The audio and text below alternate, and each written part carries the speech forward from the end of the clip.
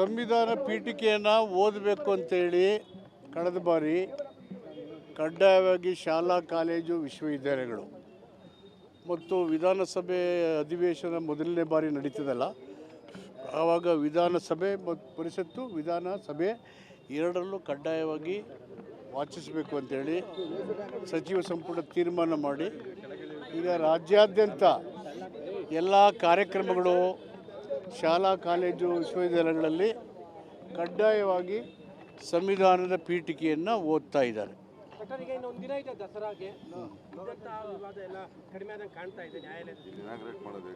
ಇಲ್ಲಿ ಈಗ ಈ ಸಂವಿಧಾನ ಪೀಠಿಕೆನ ಈ ನಮ್ಮ ಟೌನ್ ಹಾಲ್ ಮುಂದೆ ಅನಾವರಣ ಮಾಡ್ತಾ ಇದ್ದೀವಿ. ಇದರ ಉದ್ದೇಶ ಭಾರತದಲ್ಲಿ ವಾಸ ಮಾಡುವ 140 ಕೋಟಿ ಜನರು ಭಾರತೀಯರು. ಅವರ ವೈವಿಧ್ಯಮಯವಾದಂಥ ಜೀವನವನ್ನು ಗೌರವಿಸೋದು ಮತ್ತು ಅವರಿಗೆ ಮುಕ್ತವಾದಂಥ ಧಾರ್ಮಿಕ ಆಚಾರ ವಿಚಾರಗಳಿಗೆ ವೈಚಾರಿಕತೆ ಮತ್ತು ವೈಜ್ಞಾನಿಕವಾದಂಥ ಅವಕಾಶಗಳನ್ನು ಕೊಡೋದು, ವಾಕ್ ಸ್ವಾತಂತ್ರ್ಯದ ಮೂಲಕ ಪ್ರಜಾಪ್ರಭುತ್ವವನ್ನು ಬಲಪಡಿಸಿ ಬಹುತ್ವವನ್ನು ರಕ್ಷಣೆ ಮಾಡೋದು ಮತ್ತು ಅಭಿವೃದ್ಧಿ ಮಾಡೋದಕ್ಕೆ ಮಾರ್ಗಸೂಚಿಗಳನ್ನು ಸಂವಿಧಾನದಲ್ಲಿ ಚುನಾಯಿತ ಸರ್ಕಾರಕ್ಕೆ ಕೊಟ್ಟಿದ್ದಾರೆ. ಅದರ ಮುಖಾಂತರ ಸಮೃದ್ಧ ಭಾರತವನ್ನು ಕಟ್ಟುವಂಥದ್ದು. ಗೊಂದಲಕ್ಕೆ, ಅನುಮಾನಕ್ಕೆ, ಅಪನಂಬಿಕೆಗೆ, ದ್ವೇಷ, ಅಸೂಯೆಗೆ ಸಂವಿಧಾನದಲ್ಲಿ ಅವಕಾಶ ಇಲ್ಲ ಅನ್ನೋದನ್ನು ಸ್ಪಷ್ಟವಾಗಿ ಸಂವಿಧಾನ ಪೀಠಿಕೆ ಹೇಳಿದೆ. ಇದೇ ಮಾತನ್ನು ಸುಪ್ರೀಂ ಕೋರ್ಟು ನಿನ್ನೆ ನಮ್ಮ ದಸರಾ ಉದ್ಘಾಟನೆ ಮಾಡೋದಕ್ಕೆ ಆಹ್ವಾನ ಮಾಡಿದ್ದೀವಲ್ಲ, ನಮ್ಮ ಮುಖ್ಯ ಅತಿಥಿಗಳು ಬಾನು ಮುಸ್ತಾಕರ್ ಅವರಿಗೆ, ಅವ್ರು ಮಾಡೋದು ಬೇಡ ಅಂತ ಹೇಳಿದ್ರೆ ಸುಪ್ರೀಂ ಕೋರ್ಟ್ ಹೇಳಿದ್ದಾರೆ. ಸಂವಿಧಾನ ಪೀಠಿಕೆ ಓದಿದ್ರೇನ್ರಿ ಏನಿದೆ ಗೊತ್ತಾ ನಿಮಗೆ ಅಂತ. ಸೊ ಅದು ಎಷ್ಟು ಮಹತ್ವದ್ದು ಅನ್ನೋದು ಗೊತ್ತಾಗಬೇಕು ಅನ್ನೋ ಕಾರಣಕ್ಕೆ ರಾಜ್ಯ ಸರ್ಕಾರ, ನಾನು ಸಮಾಜ ಕಲ್ಯಾಣ ಮಂತ್ರಿ ಆಗಿದ್ದಾಗ ಇಡೀ ರಾಜ್ಯದ ಉದ್ದಗಲಕ್ಕೂ ಮಾಡಿದ್ಮೇಲೆ ಸಂವಿಧಾನದ ಜಾಗೃತಿಯನ್ನು ಚಳುವಳಿ ಮಾಡಿದ್ಮೇಲೆ ಇಡೀ ದೇಶದಲ್ಲಿ ಸಂವಿಧಾನದ ಬಗ್ಗೆ ಮಾತಾಡೋದಕ್ಕೆ ಶುರು ಮಾಡಿದ್ದಾರೆ. ತುಂಬ ಸಂತೋಷ. ಇದು ಇನ್ನೂ ಜನ ಮನೆ ಮನೆಗೆ ಹೋಗಬೇಕು. ಸಂವಿಧಾನ ಇರೋದು ನಮ್ಮ ಬದುಕಿಗೋಸ್ಕರ, ನಮ್ಮ ಹಕ್ಕಿನ ರಕ್ಷಣೆಗೋಸ್ಕರ, ನಮ್ಮ ಪ್ರೀತಿ ಮತ್ತು ಸೌಹಾರ್ದಕ್ಕೂ ಅಂತಕ್ಕಂಥ ಬಂದರೆ ನಾವೆಲ್ಲರೂ ಕೂಡ ನೆಮ್ಮದಿಯಾಗಿರೋಕ್ಕೆ ಸಾಧ್ಯ ಆಗುತ್ತೆ. ಸುಪ್ರೀಂ ಬೀಗ ಆಗ್ತು ಅನ್ನೋದಕ್ಕಿಂತ ಸಂವಿಧಾನ ಬೀಗ ಹಾಕಿದೆ. ಸಂವಿಧಾನ ಇರೋದ್ರಲ್ಲಿ ಏನಿದೆ ಅನ್ನೋದು ಸುಪ್ರೀಂ ಹೇಳಿದ್ದಾರೆ. ಅವ್ರಿಗೆ ಇನ್ಮೇಲಾದರೂ ಬುದ್ಧಿ ಬರಬೇಕಲ್ವಾ, ಜ್ಞಾನೋದಯ ಆಗಬೇಕಲ್ಲ. ಸಂವಿಧಾನ ಈ ಥರ ಹೇಳಿದರೆ ಅಂತ ಹೇಳಿದ್ರು ಪ್ರತಿನಿಧಿಗಳಾಗಿದ್ದವರು ಆ ಥರ ಬಿಹೇವ್ ಮಾಡಿದ್ರೆ ಹೆಂಗೆ?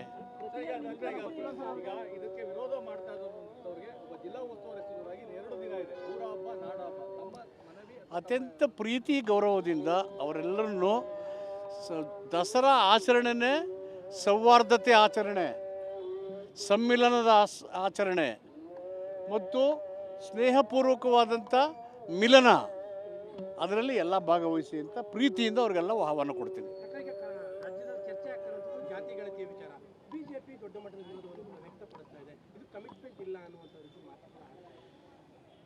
BJP ಸದಾಕಾಲ ಸ್ವತಂತ್ರಕ್ಕಿಂತ ಮೊದಲೇ ವರ್ಣಾಶ್ರಮ ಧರ್ಮವನ್ನು ಪೋಷಿಸ್ಕೊಂಡು ಬಂದಿರುವಂಥದ್ದು.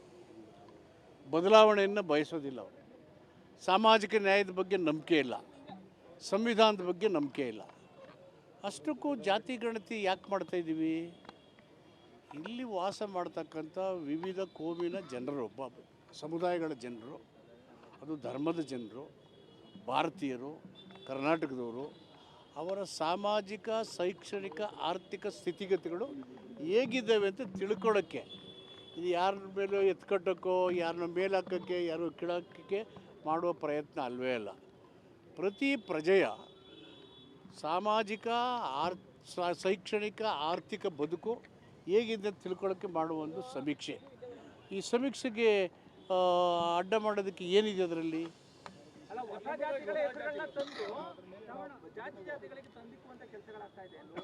ಅದನ್ನು ಅವ್ರು ಮಾಡ್ತಾ ಬಂದಿದ್ದಾರೆ. ಅವರು ಮಾತಿಸಿ ಇರೋ ಜಾತಿಗಳೇ ಹೊಸ ಜಾತಿನ ಹುಟ್ಟಕ್ಕೆ ಬರೋದಿಲ್ಲ.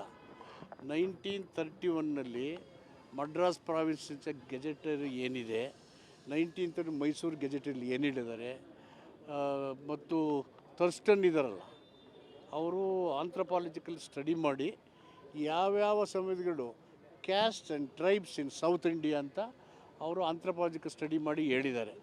ಅವೇ ಇರ್ತವೆ ಹೊರತು ಹೆಚ್ಚಿಗೆ ಇರಲ್ಲ. ಇಲ್ಲಿ ಹೇಳೋದೇನೆಂದರೆ ಇರೋರನ್ನೇ ಈ ಅದು ಮಾಡಿ ಇದು ಮಾಡಿ ಅಂತ ಹೇಳ್ತಾರೆ ಅಂತ ಹುಟ್ಟಿಸ್ತಾ ಇದ್ದಾರೆ. ಇದೇನು ಈ ಸಿದ್ದರಾಮಯ್ಯನವರು ಕಾಂಗ್ರೆಸ್ ಸರ್ಕಾರ ಹುಟ್ಟಾಕಿದ್ದು ಅಲ್ಲ, ಅದನ್ನು ಮಾಡಬೇಕಾದ ಅಗತ್ಯನೂ ಇಲ್ಲ.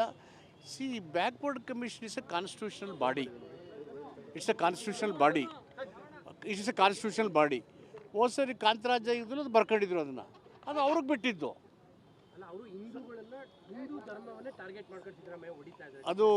ಅದು ಅಪ್ಪಟವಾದಂಥ ಸುಳ್ಳು, ಹಸಿ ಸುಳ್ಳು, ಅಪ್ಪಟ ಸುಳ್ಳು. ಹಿಂದೂ ಧರ್ಮನ ಯಾಕೆ ಹೊಡಿತಾರೆ? ಹಿಂದೂ ಧರ್ಮ ಹೊಡೆಯುವಂಥ ಪ್ರವೃತ್ತಿ ನಮಗೇನಿದೆ? ಬಾಬಾ ಸಾಹೇಬ್ ಅಂಬೇಡ್ಕರ್ ಏನು ಹೇಳಿದರು? ನಾನು ಹುಟ್ಟೋ ಅಧಿಕಾರ ನನ್ನ ಕೈಲಿರಲಿಲ್ಲ, ಹಿಂದುವಾಗಿ ಹುಟ್ಟಿದ್ದೇನೆ, ಆದರೆ ಸಾಯುವಾಗ ಮಾತ್ರ ನಾನು ಹಿಂದುವಾಗಿ ಹುಟ್ಟಲ್ಲ ಅಂತ ಹೇಳಿದ್ದಾರೆ. ಏನು ವಾಟ್ ರೀಸನ್? ಅಂಬೇಡ್ಕರ್ ಅಂತ ಮಹಾನ್ ವ್ಯಕ್ತಿ, ಪ್ರಪಂಚದ ದೊಡ್ಡ ಜಾಗತಿಕ ಚಿಂತಕರು, ಮಹಾಮಾನವೀಯತಾವಾದಿ, ಆ ರೀತಿ ಹೇಳ್ಬೇಕಾದ್ರೆ ಅಲ್ಲಿ ಏನಿದೆ ಅಲ್ಲಿ ಒಳಗಡೆ?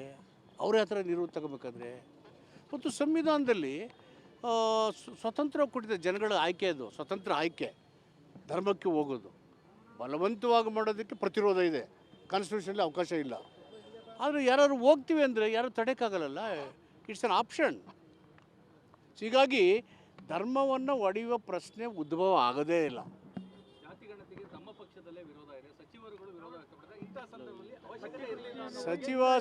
ಸಚಿವ ಸಂಪುಟದಲ್ಲಿ ಯಾವ ವಿರೋಧನೂ ಬರಲಿಲ್ಲ, ಒಡಕೂ ಇಲ್ಲ.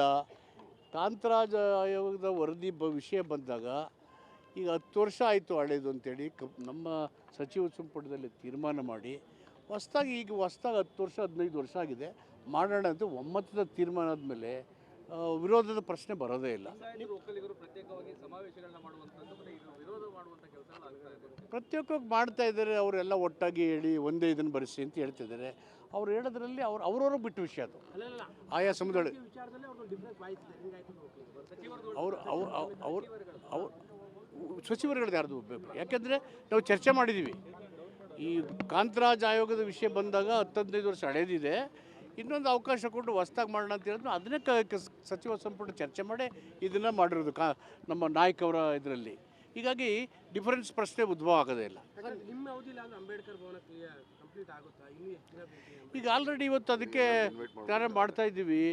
ಈಗ ಟೆಂಡರ್ ಆಯಿತು, ವರ್ಕ್ ಅವಾರ್ಡ್ ಮಾಡಿದ್ದೀವಿ, ಅಲ್ಲಿ ಸಭೆ ಮಾಡಿ ವಿದ್ಯುತ್ ಮಾಡ್ತೀವಿ. ದಯವಿಟ್ಟು ನೀವು ಬನ್ನಿ, ಬ್ಯೂಟಿಫುಲ್ಲಾಗಿ ಕಟ್ಟಿದ್ದಾರೆ, ಅದನ್ನು ಕಂಪ್ಲೀಟ್ ಮಾಡ್ತೀವಿ. 6 ತಿಂಗಳಲ್ಲೇ ಮಾಡಬೇಕು ಅಂತ ಹೇಳಿದ್ದೀನಿ. ಸರ್ಕಾರ ಏನೇ ಮಾಡಿದ್ರು ಕಾಂಟ್ರವರ್ಸಿ ಆಗುತ್ತಲ್ಲ, ಯಾಕೆ? ಕರೆಕ್ಟಾಗೆ ಮಾಡ್ತೀವಿ, ಸಂವಿಧಾನದ ನಿರ್ದೇಶನ ತತ್ವ ಪ್ರಕಾರ ಮಾಡ್ತೀವಿ. ಇದು ಯಾರಿಗೆ ಇದು ಇಷ್ಟ ಇಲ್ಲ, ಇದಕ್ಕೆ ವಿರುದ್ಧ ಇದ್ದಾರೆ, ಅವರು ಕಾಂಟ್ರವರ್ಸಿ ಮಾಡೋಕ್ಕೆ ಟ್ರೈ ಮಾಡ್ತಾರೆ. ಯಾಕಂದರೆ ಅವ್ರು ಮಾಡೋದಿಲ್ಲಲ್ಲ, ಹೀಗಾಗಿ ನಾವು ಕರೆಕ್ಟಾಗಿ ಮಾಡ್ತೀವಿ.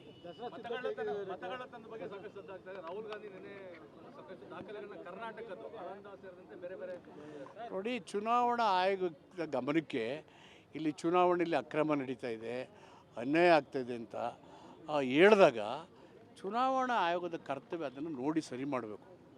ಈಗ ಮೊನ್ನೆ ನಾವು ಪ್ರಜಾಪ್ರಭುತ್ವ ಆಚರಣೆ ಮಾಡಿದ್ವಿ, international my right my vote. ಪ್ರತಿಯೊಬ್ಬ ಪ್ರಜೆಯ ವೋಟಿನ ಹಕ್ಕನ್ನು ರಕ್ಷಣೆ ಮಾಡ್ತಕ್ಕಂಥದ್ದು, ವೋಟ್ ಮಾಡೋಕ್ಕೆ ಅವಕಾಶನ ಕಲ್ಪಿಸ್ಕೊಡೋದು, it is the bounded duty of the election commission, constitutional responsibility of the election commission. ಅದನ್ನು ಅವ್ರು ಹೇಳ್ತಾರೆ. ನೀವೇ ತಂದುಕೊಡಿ, ನೀವೇ ಅದು ಮಾಡಿಕೊಡಿ ಅಂದರೆ when it is brought to the notice ಅವರು ಮಾಡ್ಬೋದು. ನೋಡಿ, ಕುರೇಶ್ ಅವ್ರು ಹೇಳಿದಾರಲ್ಲ, ಎಕ್ಸ್ ಕಮಿಷನ್ ಕುರೇಶ್ ಅವ್ರು ಹೇಳಿದ್ದಾರೆ, ನಾನೇ ಇದ್ರೆ ತಕ್ಷಣದಲ್ಲಿ ಅದನ್ನು ನಾನು ತನಿಖೆ ಮಾಡಿಸ್ತಾ ಇದ್ದೆ ಅಂತ ಹೇಳಿ. ಅಲ್ಲ, ಈಗ ನಿಮ್ಮ ಅಭಿಮಾನಿಗಳು ಪ್ರೀತಿಯಿಂದ ಇಲ್ಲ, ಎಲ್ಲ ಕಡೆ ಎಲ್ರಿಗೂ ಹೇಳ್ತಾ ಇರ್ತಾರೆ, ಒಂದೇ ಚೇರ್ ಇರೋದಲ್ವಾ, 2 ಜನ ಕೊಡೋಕ್ಕಾಗುತ್ತೆ?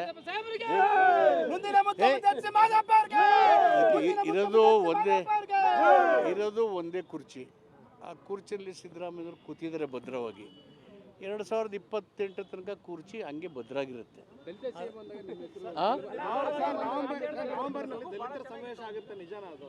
ಸಮಾವೇಶಗಳು ದಲಿತರದ್ದು ನಿರಂತರವಾಗುತ್ತೆ. ಯಾಕೆ ಅಂದರೆ ತುಳಿತಕ್ಕೆ, ಶೋಷಣೆಗೆ ಶತಮಾನದಿಂದ ಒಳಗಾಗಿರ್ತಕ್ಕಂಥ ಸಮುದಾಯ ಇದು. ಯಾವುದೋ ರಾಜಕೀಯ ಅಧಿಕಾರಕ್ಕೋ ಪಿತೂರಿಗೆ, it's a struggle. It is struggle for justice. High command ಜವಾಬ್ದಾರಿ ಕೊಟ್ರೆ ಮಹದೇವಪ್ಪನ ನಿಭಾಯಿಸೋದಕ್ಕೆ ಸಿದ್ಧರಿದ್ದಾರಾ ಅಥವಾ ಹೊಸ ಜವಾಬ್ದಾರಿಗಳು ಏನೇನು ಜವಾಬ್ದಾರಿ ಕೊಡಿ ನಿಮ್ಮ ಜೊತೆಲೇ ಸೇರ್ಕೊಂಡು ನನ್ನ ಕೈಲಿ ಸಾಧ್ಯ ಅದೆಲ್ಲ ಮಾಡ್ತಾನೆ ಇದ್ದೀನಲ್ಲ.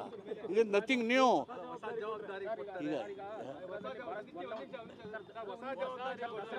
ಹೊಸ 40 ವರ್ಷದ ಸಾರ್ವಜನಿಕ ಜೀವನದಲ್ಲಿ ನನಗೆ ಏನೇನು ಜವಾಬ್ದಾರಿ ಕೊಟ್ಟಿದ್ದಾರೆ, ನಿಸ್ಪೃಹತೆಯಿಂದ ಪ್ರಾಮಾಣಿಕವಾಗಿ ನಾನು ಅತ್ಯಂತ ಯಶಸ್ವಿಯಾಗಿ ನಿಭಾಯಿಸ್ತಾ ಬಂದಿದ್ದೀನಿ. ಅದೆಲ್ಲ ಗೊತ್ತಿಲ್ಲ, ಅವ್ರು ಏನು ಹೇಳ್ತಾರೆ ಗೊತ್ತಿಲ್ಲ. ಪಾರ್ಟಿ ಏನು ಹೇಳ್ತಾರೆ ಕೇಳಬೇಕಲ್ವಾ?